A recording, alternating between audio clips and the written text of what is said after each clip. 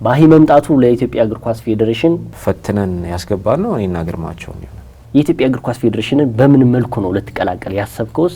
ፌዴሬሽኑ እንደ ልቡ ሰው ይናገራል፣ ግን ምንም አይነት ስጋት የለብም። ሚዲያ ላይ ስትቀር የአንድ ጋዜጠኛ ስልክ ሚስ ባረኩ ቁጥር የተሳሳተ መረጃ ሊወጣ ይችላል ብዬ እጨነቃለሁ። ሂዱጣ ሻንጣን ይዘህ ሂድ ምናምን ይባላል። አንተም ጋዜጠኛ ሆነ ስታየው እንዴት ነው ልዩነቱ?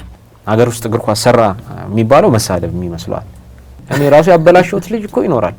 ባሂ የኢትዮጵያ አፍሪካ ዋንጫ ለምታዘጋጅ ይመስላል ተደርጎም ማያቀም ካፍም በተደጋጋሚ እያነሳው ያለ እና ገርሟቸው በቃ ተደንቀው 18.6 ቢሊዮን ብር ነው የሚያስፈልገው።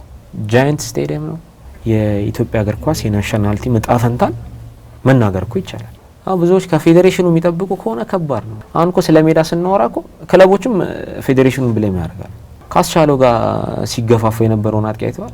በህይወቴ ኖሬበትም አላውቀውን ላይፍ ነው አንዳንዱ ሰው የሚያወራው። እኔ ሌላ ሀገር የለኝም፣ አንድ ሀገር ኢትዮጵያ ነች ያለች። ማስረጃ ይዘው የሚተቹ ሰዎችን ያብዛል። እኔ ሌባ የሆንኩኝ ቀን ራሴ ላይ ነው የምወስነው አልኩ። በቅርቡ ነው ያገባው።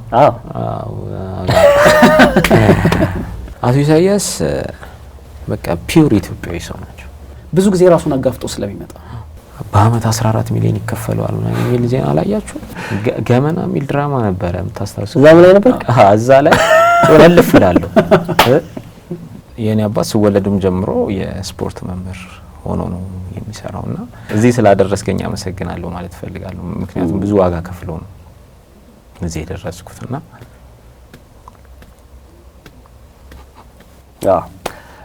ባሂ ሁሉም ሰው በነገራችን ላይ ለልጆቹ ወላጅ ከፍሎ ነው እዚህ የደረሰው። ማንኛችንም ይሄን እድል እኮ አላገኘነውም ባሂ እና አይ ነው በጣም ኢሞሽናል እንደሚያደርግ አታችመንታችሁ ነው ሁሉም ነገር